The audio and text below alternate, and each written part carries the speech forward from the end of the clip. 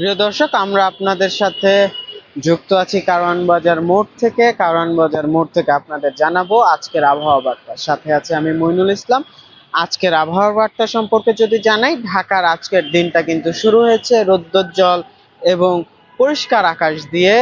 আজকে ঢাকার সকালের দিকে হালকা কুয়াশা থাকলেও বেলা বাড়ার সাথে সাথে সেই কুয়াশা কেটে গেছে। ঢাকার আকাশে মেঘের ঘন ঘটা নেই, আবহাওয়া অধিদপ্তর থেকে জানানো হয়েছে। আজকের আবহাওয়া থাকবে শুষ্ক, অর্থাৎ বৃষ্টিরও কোনো সম্ভাবনা নেই। আজকের যে দিনটি, এটি রৌদ্রোজ্জ্বল দিন হিসেবে কাটাবে ঢাকাবাসী। আমরা গত সপ্তাহের শুরুর দিকটাতে আকাশে মেঘের ঘন ঘটা এবং কুয়াশাচ্ছন্ন আকাশ দেখলেও কিন্তু গত সপ্তাহের শেষ থেকে এবং চলতি সপ্তাহের আজকের সপ্তাহে যে শনিবার এই যে এই শুরুর দিকেও কিন্তু আমরা দেখছি যে আজকের ঢাকার আকাশ পরিষ্কার।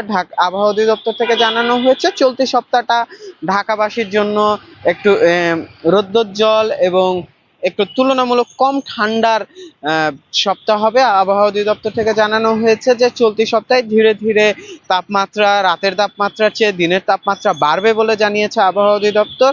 এছাড়া আবহাওয়া অধিদপ্তর থেকে আরো বলা হয়েছে যে চলতি সপ্তাহে বৃষ্টির কোনো সম্ভাবনা নেই, যদিও বাতাসে আর্দ্রতার পরিমাণ 91%, কিন্তু বৃষ্টি হওয়ার কোনো সম্ভাবনা নেই বলে জানিয়েছে আবহাওয়া অধিদপ্তর থেকে।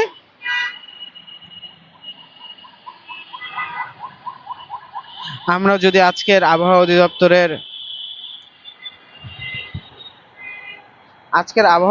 অধিদপ্তরের পূর্বাভাসটা আপনাদের জানাই, তাহলে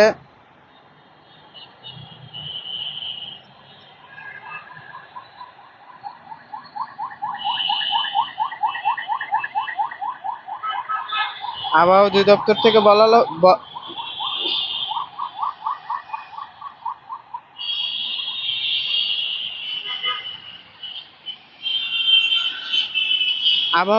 থেকে বলা হয়েছে আগামী 5 দিনের আবহাওয়া সম্পর্কে, যে আকাশ স্বচ্ছ থাকবে, আকাশে মেঘের ঘন ঘটা থাকবে না এবং দিনের তাপমাত্রা রাতের থেকে কিছুটা বাড়তে পারে। আজকে সকালবেলা ঢাকার তাপমাত্রা রেকর্ড করা হয়েছে সর্বনিম্ন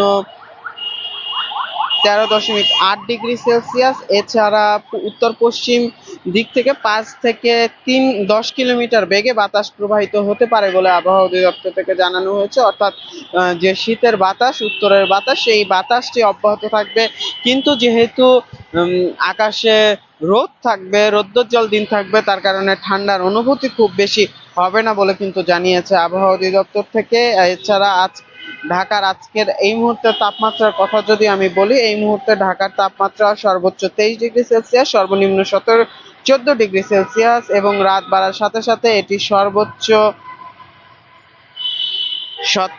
16 ডিগ্রি সেলসিয়াস পর্যন্ত নামতে পারে। অর্থাৎ রাতে তাপমাত্রা কিছুটা ঠান্ডার অনুভূতি থাকতে পারে। এছাড়া আজকের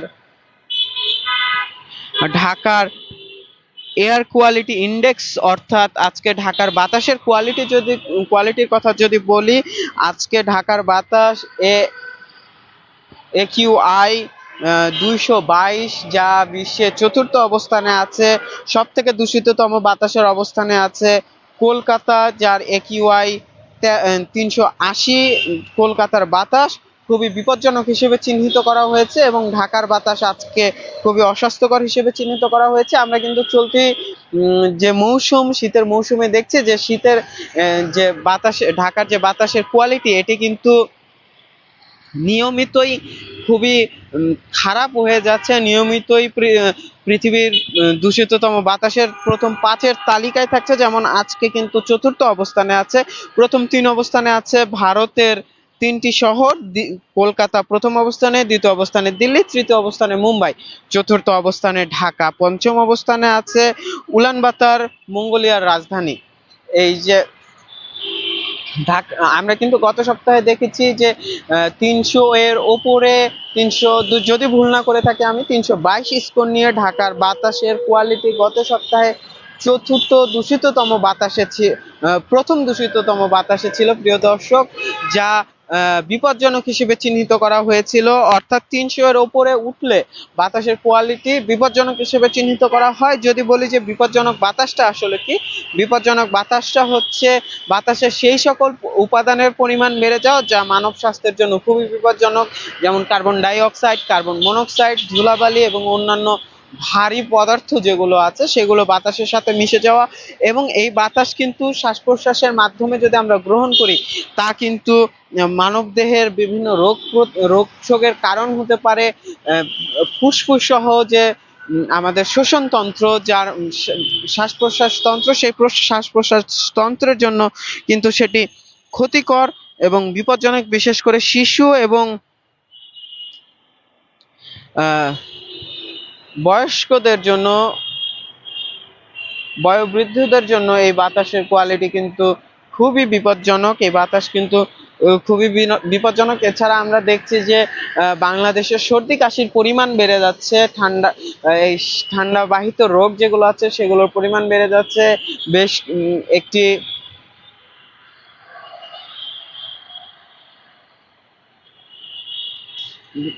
হাসপাতালে কিন্তু এই ঠান্ডা বাহিত বিভিন্ন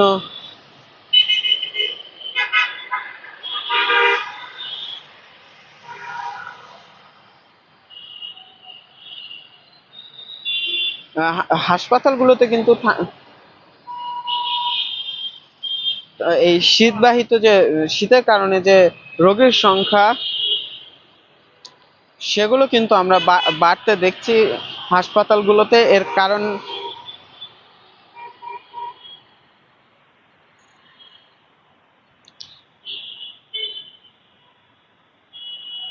কারণ হিসেবে যেমন শীত শীত যেমন আছে, তেমন কিন্তু এই যে ঢাকার বাতাসের কোয়ালিটি, যে দূষিত বাতাস, এই দূষিত বাতাসও কিন্তু এর অন্যতম প্রধান কারণ হিসেবে চিহ্নিত করা হয়। আমরা এই মুহূর্তে আছি ঢাকার কারওয়ান বাজারে। আজকে সপ্তাহের শনিবার, অর্থাৎ সরকারি অফিস এবং অফিসগুলো এখনো আজকে ছুটি, কিন্তু বেসরকারি বিভিন্ন অফিস খুলে গেছে। আমরা রাস্তায় কিন্তু যানবাহনের পরিমাণ বাড়তে দেখছি। যানবাহনের পরিমাণ বাড়ার সাথে সাথে ধুলোবালি এবং কালো ধোঁয়া সেগুলো কিন্তু বেড়ে যায়, যা বাতাসকে আরো বেশি দূষিত করে। যদি আজকের সারা দেশের আবহাওয়ার বার্তার কথা বলি, তাহলে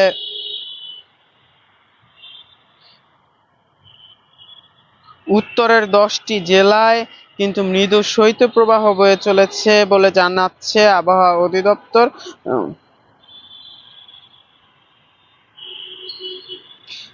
বঙ্গোপসাগরে একটি লঘুচাপ অবস্থান করছে, যা লঘুচাপ হিসেবেই আছে উত্তরের জেলা রাজশাহী, পাবনা, নওগাঁ, দিনাজপুর, পঞ্চগড়, যশোর, কুষ্টিয়া, চুয়াডাঙ্গা, মৌলভীবাজার, গোপালগঞ্জ সহ এসব জেলার উপর দিয়ে মৃদু শৈত্যপ্রবাহ বয়ে চলেছে, যা আরো কিছুদিন অব্যাহত থাকবে বলে জানিয়েছে আবহাওয়া অধিদপ্তর থেকে। এছাড়া পঞ্চগড়ের কথা যদি বলি, হিমালয় কন্যা, আমরা কিন্তু প্রত্যেকবারই দেখি যে এই পঞ্চগড়ে সর্বনিম্ন তাপমাত্রা রেকর্ড করা হয়। পঞ্চগড়ে গত কয়েকদিন ধরে তাপমাত্রার পরিমাণ 7 থেকে 10 ডিগ্রি সেলসিয়াসের মধ্যে চলাচল করছে। গতকাল শুক্রবার পঞ্চগড়ের তাপমাত্রা রেকর্ড করা হয়েছিল 7.8 ডিগ্রি সেলসিয়াস। এর আগের দিন ছিল 9.5 ডিগ্রি সেলসিয়াস। এই যে উত্তরবঙ্গের যে জেলাগুলো, এই জেলাগুলোর বেশিরভাগ মানুষ কিন্তু শ্রম এবং কৃষি নির্ভর। তাদের দৈনন্দিন আয় রুজি রুটি চলে এই কৃষি কাজ থেকে, এবং শ্রমজীবীরা চলেন তাদের শ্রম বিক্রি করে। এই যে শীত, এই অতিরিক্ত শীতের কারণে কিন্তু তাদের যে দৈনন্দিন জীবন, এই দৈনন্দিন জীবনের কার্যক্রম ব্যাহত হচ্ছে।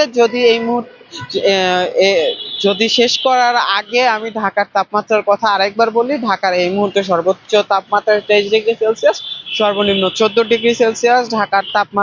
ঢাকার আকাশ শুষ্ক থাকবে, দিনের তাপমাত্রা বৃদ্ধি পেতে পারে এবং রাতের তাপমাত্রা বৃদ্ধি পেতে পারে। কোথাও বৃষ্টি হওয়ার সম্ভাবনা নেই, কুয়াশা থাকবে হালকা ভারী কুয়াশা বা মাঝারি ধরনের কুয়াশা পড়ার সম্ভাবনা নেই। তবে উদ্বেগের বিষয় ঢাকার বাতাসের কোয়ালিটি 222 পয়েন্ট নিয়ে চতুর্থ অবস্থানে আছে ঢাকার বাতাসের কোয়ালিটি। এই ছিল আমার কাছে আবহাওয়ার সর্বশেষ।